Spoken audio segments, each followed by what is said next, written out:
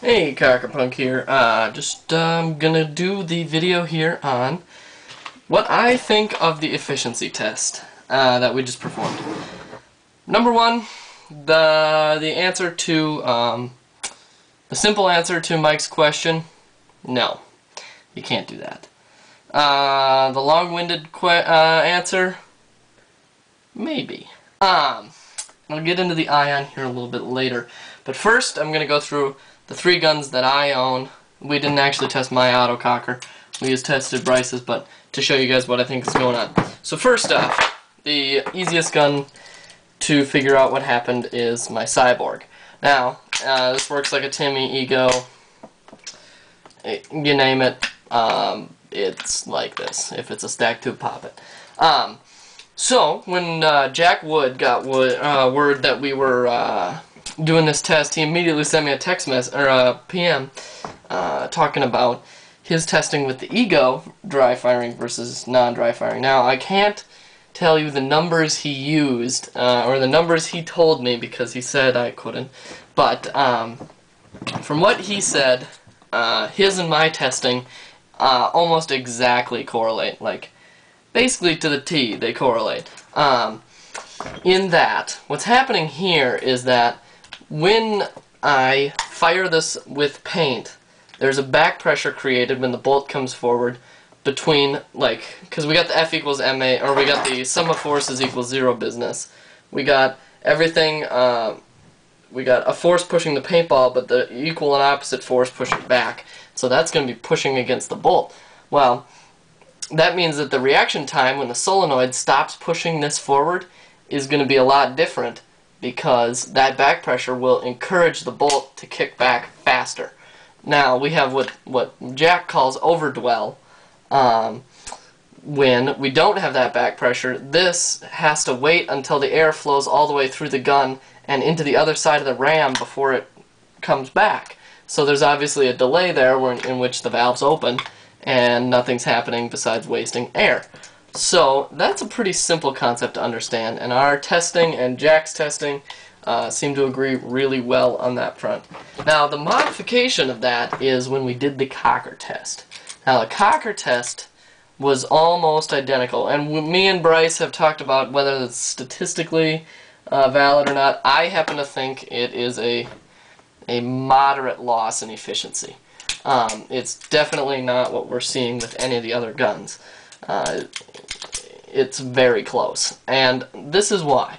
So we still have this equal and opposite reaction between the bolt and the ball, where this bolt is getting pushed back. But in an autococker, the hammer here operates, at least on the forward stroke and when the valve is open, independent of the bolt. So this force that's pushing the bolt back is being held to it's being held closed with the ram pressure because of the timing of the gun, right? So if you know anything about how a cocker works, the first time, or in the first portion of the trigger, you release the sear, which shoots the air, and then only at the back of the trigger pull does this kick back.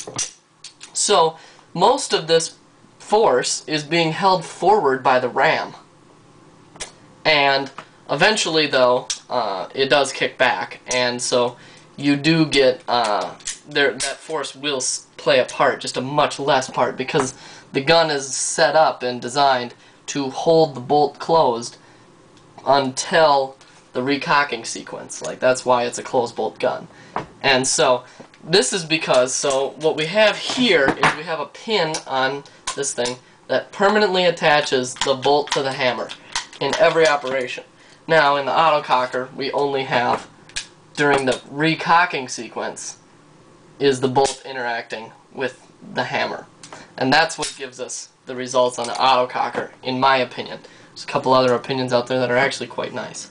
Now, the Automag stunned me. I could have sworn up and down and to Christendom that this would shoot identical, both with and without paint, because it's a totally mechanical valve system. There is no electrical timing with the AGD guns, because remember, this is just a Sear Tripper style gun that just triggers the bolt. And this bolt is not controlled by any sort of solenoid timing.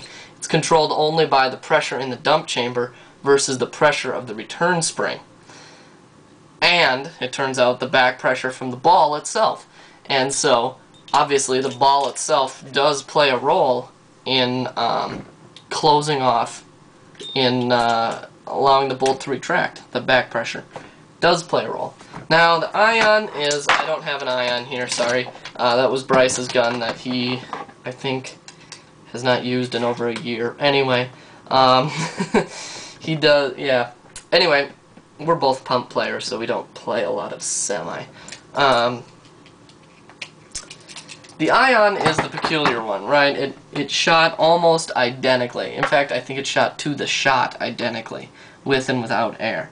And this is kind of a weird one. We might do a further test adjusting the dwell on the ion, because what we think is happening is the dwell on that gun is set perfect, if you will, in which the dump chamber actually has enough time to fully depressurize before it's shut off, and that if we overdwell it or we underdwell it, it will change that, because you'll either have a leakage because it's not a fully sealed off chamber, or the chamber won't vent all the way. So we might play around with that. But this, I want to stress, though, is a situation which we can't ever count on really happening. So this test does not prove that ions can be, this test doesn't prove that ions can be timed, like he said. What it does prove is that there is a way to time a spool valve gun in such a way as to get it to shoot the same both with and without paint. Whether it's set up like that is up to the user. Now, Bryce uses the factory settings. There's no QEV on that ion. It is a bone stock internal ion, and it seems that Smart Parts, amazingly enough, did their homework and did their math, and made a gun that works really good, stock. And that's just, yeah. So it's not so much a proof that ions and other spool valve guns can do that, or can do that test, the 13 balls per second stopwatch in it. It's more so we lucked out, and there is a way in which you can tune a spool valve to the point where it will shoot the same, by either ideally dwelling it or overdwelling it to the point where, yeah, exactly. So that's what I think's going on here. I'm not sure when this video is going to get put up. Depends on how the conversation goes. But you guys have a good one, and I'll talk to you later. See ya.